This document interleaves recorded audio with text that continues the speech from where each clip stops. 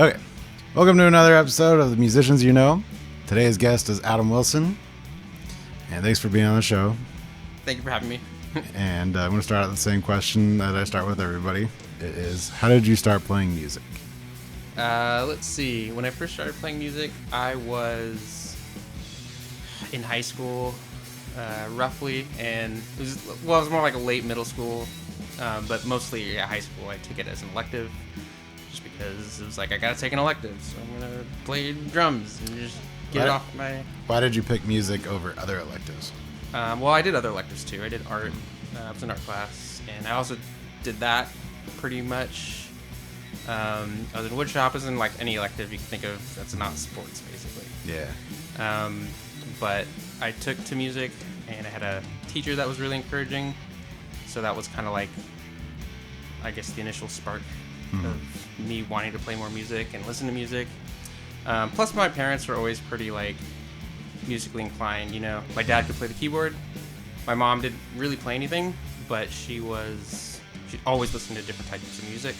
And I've heard you say a lot of times that your mom showed you a certain type of some song or something that you still listen to all the time. Yeah, I was always exposed to a lot of jazz and R&B and things like that with her. A lot of Latin music too, salsa and Cuban music, most of that kind of stuff. And now it's like, as an adult, I find myself listening to it and just getting all nostalgic and stuff, and then appreciating musical qualities as an adult that I didn't hear when I was a kid, I guess. But initially it was like, just a concert band. Was it like the percussion line in the back and everything? Yeah, exactly. It's like, and I was like, it's still young enough to where like they didn't even put you on an actual drum. They gave you the pad and stuff, and you just work out things that way. And they show you like how to do a single stroke thing and a double stroke, how to like use gravity, I guess, and sort of like really basic stuff. Is it when you're like hitting the stick, it's like letting gravity do the work for you? Yeah, and like one of the things that they would teach us is, it sounds really childish, it's like you do mama dada. That's how you do it. Mama dada, mama dada, mama dada. And that was my first like actual memory, I guess, learning how to play. It wasn't until sophomore year when we got a teacher named Gary Courtney, who was like really passionate about music. I think his passion was jazz, and it kind of carried over into the jazz band. And I wanted to play more drum sets, so I got into the stage band, which is their like lower beginner jazz band, like really basic stuff. But the jazz ensemble, the higher one, their drummer was like notoriously unreliable for like competitions, things like that, and concerts. So basically they kicked him out, and he was like, hey, do you want to do it, right? And I was like, this is like a big thing, going from like small stage, I was still learning how to read at the time. And then they're just like thrusting me into the jazz ensemble where they have like competitions and all this stuff. And I was like, all right, I'll give it a shot, I guess. And then I guess I just had to like learn really fast to get better. What if we did something that was just like kind of chill, but like something that was just like...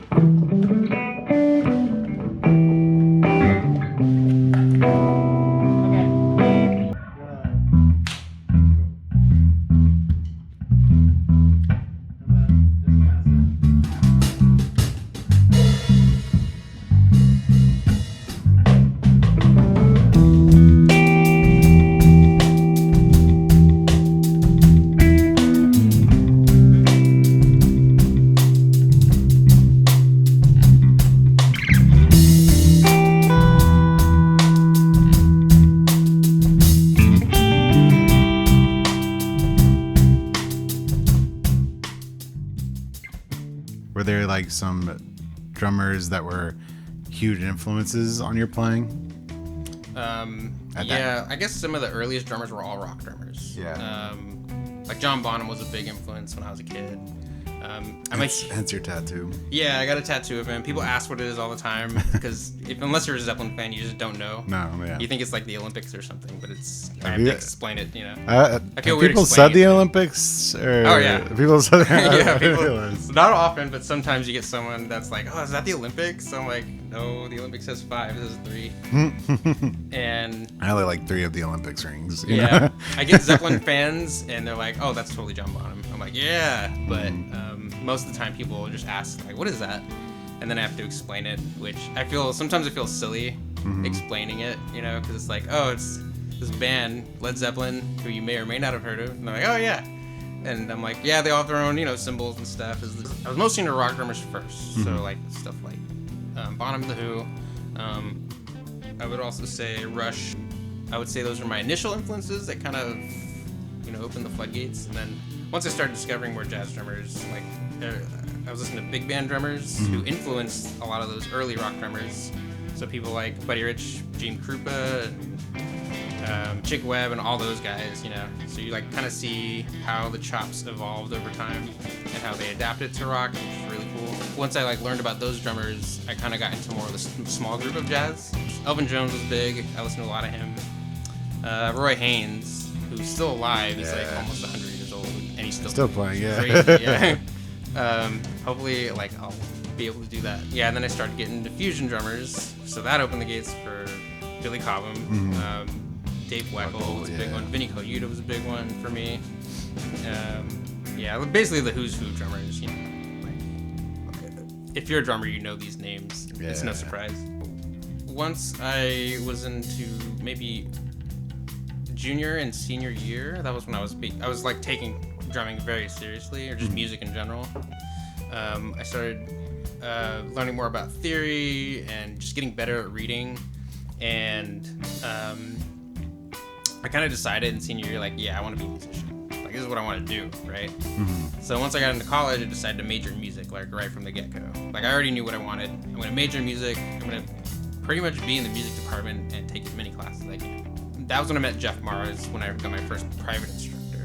That's like, then it just propelled even more. Like, I got influenced a lot. And that was when I got the better in a shorter amount of time than ever. How many years did you study with Jeff? 3 years. 3 years? Yeah, all 3 years I was there. Or 4 years. Yeah, I take it back, 4 years. 4 years. I was there for 4 years. After that, you moved out here to Berkeley, right? Yeah. What different experiences do you have in music going from there? Like, how would you describe those? You know? Well, initially I was going to the jazz school, which is now called the California Jazz Conservatory. But at the time, it wasn't an accredited college yet, so it was just called the jazz school. And you couldn't actually get a degree at the time. But I went there anyway because Jeff was going there, good teacher, and all the other jazzers from LMC were there too. And so I decided to go there. I did that for maybe 2 years, and then I just kind of dropped out. Yeah.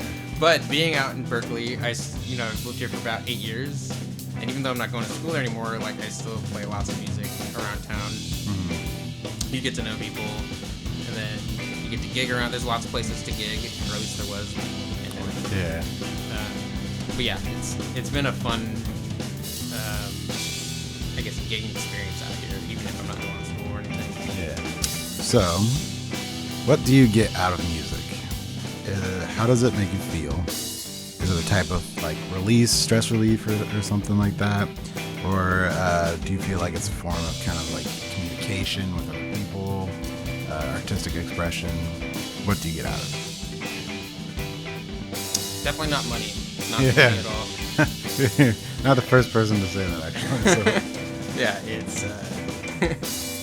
it's mostly just so much damn fun. Yeah, I don't know what it is. It's fun, and it's also I like the collaborative aspect of it. Being able to do it with other people.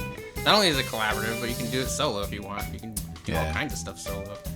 And so that I feel like it kind of incorporates everything. You know, you have a sense of teamwork. You know, obviously it's artistic and you can express yourself.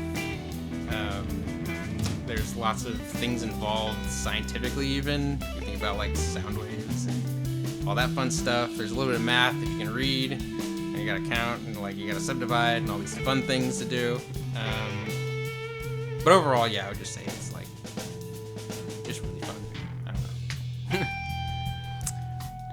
Let's see. Ooh.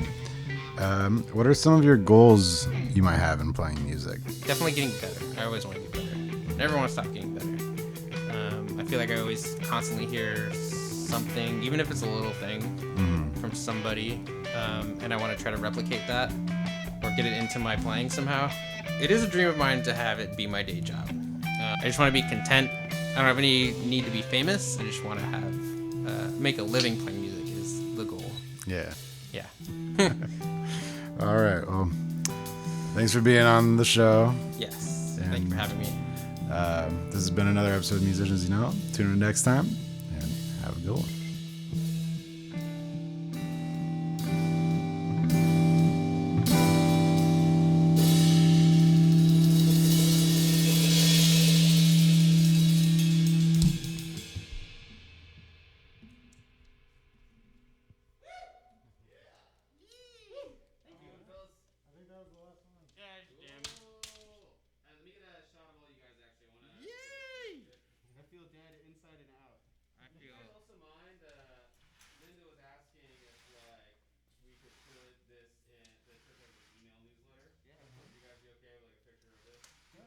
Only if I get royalties.